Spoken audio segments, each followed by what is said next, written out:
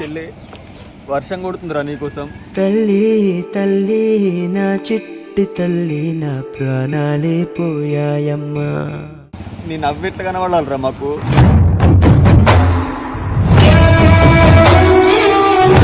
నిజంగానే చచ్చిపోయినావా? వేలేని లోకాన నేను శవమల్లే మిగిలానమ్మా. ఆ నిస్పెట్టాం, నువ్వేం బాధపడకు సరేనా. నువ్వు ఎన్నడు కొట్టని వర్షం ఈరోజు ఎందుకు కొడుతుందిరా?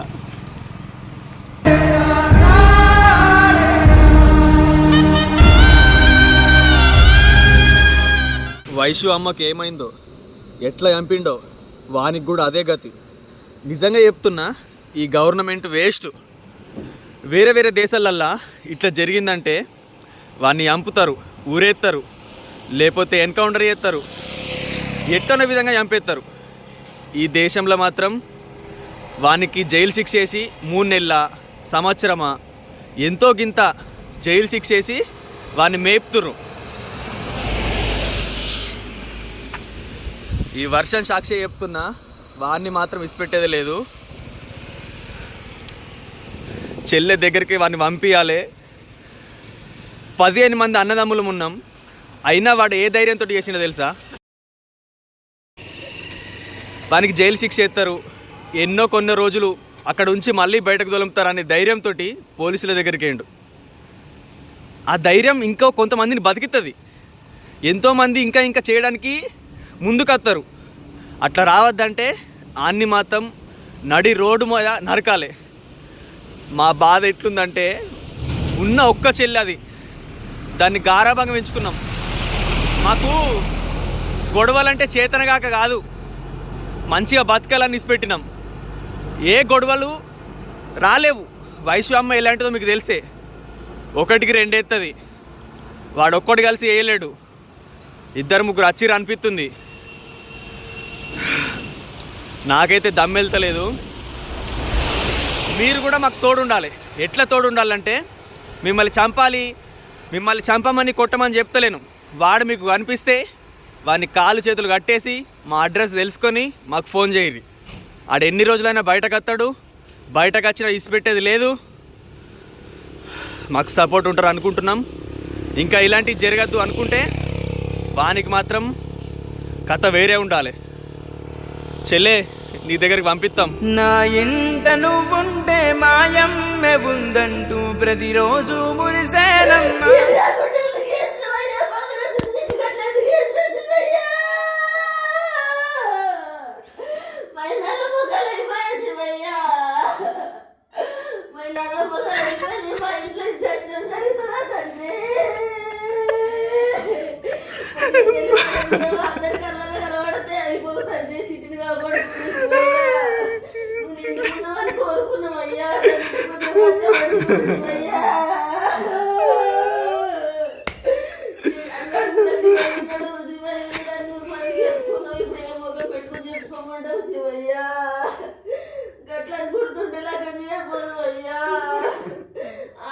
చంపేసిపోయిర్రా.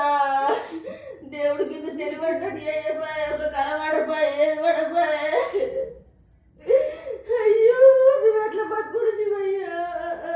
బగ్గర చుట్టి బుజ్జి అలా చిర్రా, అలా చంపేసిపోయారు. తలుపుది అందరూ అవతలకు బీవుతలకి వెళ్ళాలి కావాలి కాసిర్రు. ఈడు మాత్రం ఈడు చంపితే అది ఎగబడుతుందిరా. అమ్మో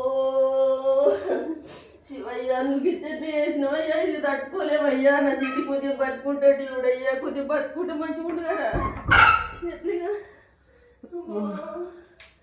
ఎట్లా మన ఇంట్లోకి ఇట్లా జరుగుడేంద్రా. అయ్యో తండ్రి.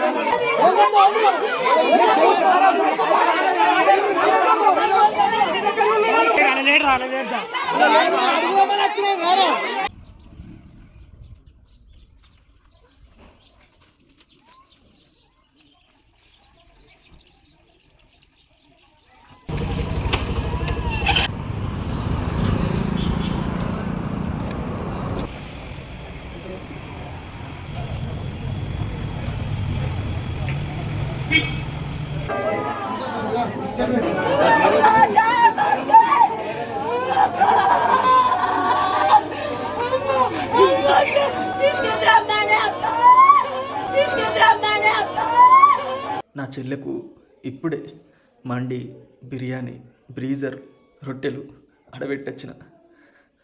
ఇప్పుడు అన్న మండి తినబోదాం దారా, అటు పోదాం ఇటు పోదాం అని ఓళ్ళు ఫోన్ చేస్తారు. ఓళ్ళతోటి పోవాలి ఇప్పుడు నేను. నా చెల్లెని హిట్ కాకుండా చేసిండు, ముఖం చూడకుండా చేసిండు. ఈ బాధ వాళ్ళకు రావద్దు. ఇది నేను వ్యూస్ కోసం చెత్తలే. కొంతమంది సమాధానం కోసం, కొంతమందికి నేను సమాధానం ఇవ్వాలి కదా.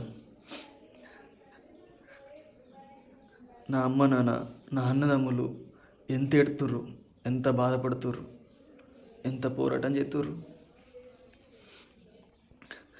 గింతమంది అన్నదమ్ములు ఉండి ఎందుకు కాపాడుకోలేము? ఏనాడు కూడా మా చెల్లెని ఒక దెబ్బ వేయలేడు, తిట్టలేడు. అప్పుడప్పుడు కొట్టినా కూడా నా చెల్లెని అప్పుడప్పుడు కొడుతుండు, చంపతందుకు కూడా వెనకాడడు అనిపిస్తుంది. ఎప్పుడు కూడా ఒక దెబ్బ వేయలేడు. ఆయనకి ఏం తక్కువ చేసినాం? 12 లక్షల ఒకటి జాబ్ కొన్నది, బండి కొన్నది, వేసుకునే బట్టలు కొన్నది, దుకాణం పెట్టించింది. అవన్నీ ఏంటిది? జాబ్ కోనంటే సరే ఇంట్లోనే ఉండని చెప్పింది. ఇంకెంత మంచిగా చూసుకుంటారు? ఆయనకి ఏం కావాలి ఇంకా? ఫస్ట్ అమ్మ నాన్న మాట వినలేడు, ఈయనక కావాలని మందు తాగి మరి నా చెల్లె కావాలన్నాడు. మరి ఇప్పుడు ఏమైంది? అప్పుడు వినలేవు వాళ్ళ అమ్మ నాన్న మాటలు, ఇప్పుడు ఎందుకు విన్నావు? నిన్నిసి పెట్టాం. దమ్మెళ్తలేదురా రే. నా చెల్లె నాకు కావాలి ఇప్పుడు. కనికరం లేకుండా ఇవన్నీ గుర్తుకు రాలేవా? నా చెల్లెని నేను ఎన్నిసార్లు నవ్విపించిందిరా. వేసుకున్న తందుకు బట్టలు లేవంటే అప్పుడు 10,000 బట్టలు కొనిచ్చింది కదరా నీకు. నీ అందం కాదురా మేము చూసింది, మంచిగా బతుకుతారు అనే నమ్మకం నువ్వు మాకు ఇచ్చినావు. అసుంటిది ఒక్కరోజు నైట్లా ఏమైందిరా నీకు? దాని ముందు రోజు కలిసి ఉంటివి, అదే రోజు నైటు మా అందరితో మాట్లాడుతీవి. మాకే సపోర్ట్ ఉన్నట్టు ఉండి నైట్ దాకా ఫ్రీ ఫైర్ గేమ్ ఆడుతీవి కదరా. చెల్లి, నువ్వు, మా తమ్ముళ్ళు అందరు కలిసి ఆడుకున్నారు కదరా. మా చెల్లి ఏమన్నా గొడవ ఉంటే మాకు చెప్పేదిరా. ఏం గొడవ లేదు కదరా. కన్నీళ్ళు అత్తలేవు, అయిపోయినాయి. నా అన్నదమ్ములందరూ ఎక్కెక్కి ఏడితే నాకు గట్టి ఏడుచు రాదు. మీ తల్లి కొడుకులు నేను నవ్వుతా, ఎడుతా బాగా. నా చెల్లి దగ్గరికి పోవాలరా మీరు. చెల్లె కాళ్ళ కిందనే పడుకోవాలి. ఇంకొకటి నేనేమన్నా, వాళ్ళు దొరికితే మీ ఇంటి బిడ్డ అనుకోర్రి, వాడిని ఇసిపెట్టకుర్రి చెప్పిన. దాని కింద కామెంట్లు ఏం చేసినారు? అన్నా మీరు ఎన్ని రోజులు ఎటు వేయర్రు అన్నా అంటే వేరే వాళ్ళకి సమస్యలు ఉన్నప్పుడు మీరు ఎందుకు ముందుకు రాలేరు అన్నారు. మాకు ప్రతి ఒక్క వీడియో చూసినప్పుడు ఇది దగ్గరుంటే చంపేస్తాం రా అన్న ఫీలింగ్. ఆడొకవేళ కనబడితే నిజంగా చంపేసేటోళ్ళం వచ్చు. మాకు ఎవ్వరు కూడా కనబడలేరు. కానీ ఇందులో ఒక నిజం ఉన్నది. ఏంటిదంటే అందరికీ ఒక భయం ఉంటుంది. వాడు దొరికితే వాడిని చంపేస్తే మనం జైలుకి పోతాం. మనకు ఫ్యామిలీ ఉంటుంది, భార్య పిల్లలు ఉంటారు, అమ్మ నాన్న ఉంటారు. వాళ్ళందరినీ ఇసిపెట్టి జైలుకు వచ్చుడు వేరే వాళ్ళ కోసం. అందుకే దానికి ఒక పరిష్కారం ఉన్నది. మీరు చంపద్దు, కొట్టద్దు, ఏం చెయ్యొద్దు. దొరకబట్టి మాకు అప్పచెప్పాలి. మాకని కాదురా, ఎవరికైనా కానీ. ఎవడైతే ఏ లంజుడికైతే తప్పు చేస్తాడో, దానివల్ల ఎవరైతే బాధపడతారో వాళ్ళకి అప్పచెప్పాలి. అంతే. అలా ఏముండదు కదా, దానివల్ల మీకు ఏమి ఇబ్బంది రాదు. ఇది ఒక్కటి మాత్రం చెయ్యుర్రి. గవర్నమెంట్ చక్కగా లేదు. ఒకటే దెబ్బకి చంపేస్తే మళ్ళీ ఇంకొకసారి ఎవడు తప్పు చేయడు. పోలీసులది ఏం తప్పు లేదు. ఎందుకంటే పై అధికారులు ఏది చెప్తే అదే వింటారు కదా పోలీసులు. గవర్నమెంట్ మారాలి. తప్పు చేసిన లంచడుకు నడి రోడ్డు మీద ఉరిదీయాలి, లేకపోతే కాల్చేయాలి, లేకపోతే నరికేయాలి. అట్లా చేస్తేనే ఇసుంటి లంచడుకులు మారుతారు. భయం అనేది ఉంటుంది. ఇప్పుడు ఇంతమంది అన్నదమ్ముల ఉండి కూడా ఆయనకి ఎందుకు భయం రాలేదు? ఎందుకో తెలుసా? ధైర్యంతో బాగా కాపాడతారు. మా అంటే జైలు పోతాం, అత్తం. ఇప్పుడు మనం బయటనే ఎంతో కష్టపడుతున్నాం, దెబ్బలు తాకుతున్నాయి, అప్పుడు కింద పడుతున్నాం బండి మీదకి వెళ్ళి, అవి తట్టుకొని ఉంటున్నాం. అలా జైల్లో ఉండలేమా? కొన్ని రోజులు నరకం అనుభవిస్తాం, మళ్ళీ బయటకు వచ్చి చక్కగా ఉంటారు. మంచిగా బుక్కడు బువ్వ తింటారు, పని చేసుకుంటారు, మంచిగా ఉంటారు, తిరుగుతారు. అట్లా తిరగద్దు. ఓడి తిరగద్దు. అందరినీ ఇక నుంచి పోని. జరిగిన దాని గురించి పట్టించుకుంటే పిచ్చిలేస్తుంది. ఇప్పుడు జరిగేది ఆలోచించుర్రి. ఏ నా కొడుకైనా మీకు ఇబ్బంది కలగద్దు అంటే వాడిని దొరకబట్టి మాకు అప్పచెప్పండి, సరేనా? వాళ్ళ అమ్మ బయట తిరగద్దు. వాళ్ళకు నరకం అంటే ఏంటితో తేలాలి. ఎందుకంటే నా చెల్లి నైటు ఒక్కసారి అన్న అని విలువలేదా, అమ్మ అని విలువలేదా? ఎంత నరకం చూసుంటుంది. బతిమిలు ఆడంగా కూడా చంపినావంట కదరా. పోలీసులకు ఎట్లా ఇవ్వబుద్ధి అయిందిరా అవన్నీ.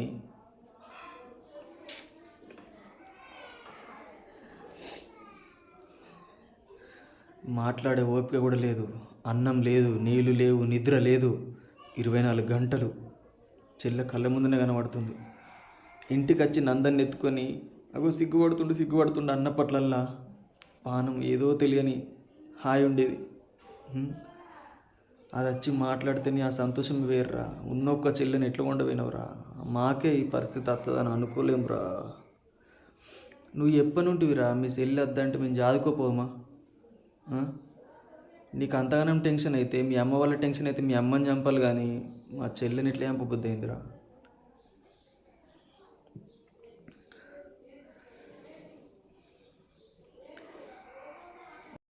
మా చెల్లె తిరిగి రాదు, కానీ నా చెల్లె ఆత్మ శాంతించాలంటే మీ అమ్మ, నువ్వు, మీ తల్లి, కొడుకులందరూ దాని కాళ్ళ కింద వండుకోవాలి. అప్పుడే సంతోషం నాకు.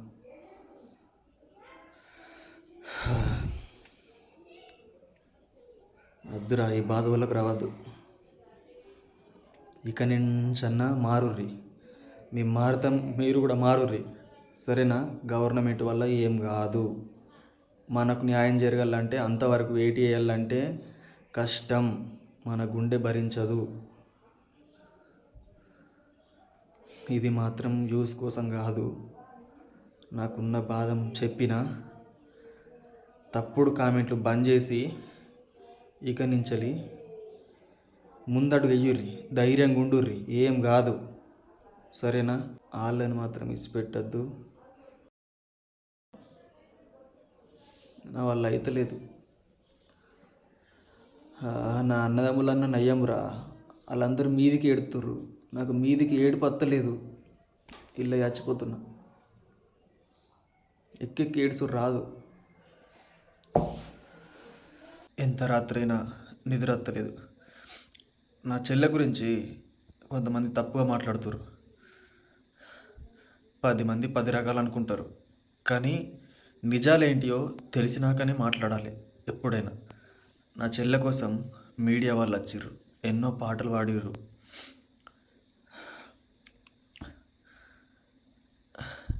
ఏమంటారంటే చంపేదాకా వేయండి మీ చెల్లి ఏం తప్పు చేసిందో అని. నా చెల్లె చిన్నప్పటి నుంచి ఏ తప్పు చేయలే. అది ఒక మొగం లెక్క పెరిగింది. మొగుడంటే తెలియదు, పెళ్ళద్దన్నది. అసుంటిది పోయి ఆ చేతుల్ని ఎంతోమంది ఉండగా గాని చేతులకి ఎట్లా పోయింది ఏం అర్థమవుతలేదు. అది తప్పు చేసే మనిషే కాదు, తప్పు చేస్తే మమ్మల్ని అంటది. నేను అప్పప్పుడు మాట వరుసకే చచ్చిపోతా అంటే ఒకటి ఎత్తది, చెప్తుంది, అద్దు అసలు మాటలు ఎందుకు మాట్లాడతావు, బతకబుద్ధి అయితే లేదా, ఏ పని చేసుకొని బతకచ్చురా అనుకుంటే ఇవేవో మాటలు చెప్తుంది పెద్ద దాని లెక్క. మస్తు అనిపిస్తుంది. అది నలుగురికి బుద్ధి చెప్పేది కానీ అది తప్పు పని చేసేది కాదు. కొంచెం నిజాలు తెలుసుకొని మాట్లాడరు, సరేనా? తప్పుగా ఎవరు మాట్లాడద్దు. ఎంతమంది మీడియా వాళ్ళు వచ్చినా, ఎన్ని పాటలు పాడినా, నా చెల్లె కోసం ఎంతమంది వచ్చినా నా చెల్లె తిరిగి రాదు. న్యాయం మాత్రం ఖచ్చితంగా జరగాలి. మీరు ఇంతవరకు ఎన్నో వీడియోలు చూసుంటారు, ఆ వీడియోలన్నీ వైరల్ చేయరు. ఇక్కడ కాదు ఎక్కడ కాదు, వైరల్ చేయరు. మన సీఎం పిఎం అందరి దగ్గరికి ఏరుకోవాలి, అని ఎన్కౌంటర్ చేయాలి. ఎందుకో తెలుసా? ప్రభుత్వం మారాలి. ఈ చట్టాలు రూల్స్ అనుకుంటా పోతే ఆ జైలు ఇంకా ఎన్నో కడతారు. జైలు పోవడానికి ఎంతోమంది సిద్ధపడతారు. జైలు వద్దు, డైరెక్ట్ ఎన్కౌంటరే కావాలి. మనం తలుసుకుంటే అవుతుంది. ప్రభుత్వం మారాలి. ఏడ్చి పానం పోతుందిరా అయ్యా. ఎట్లా తట్టుకున్నాడు ఈ బాధని. పాపమ్మ గిల్ల గిల్ల గిల్ల కొట్టుకొని చచ్చిపోయింది.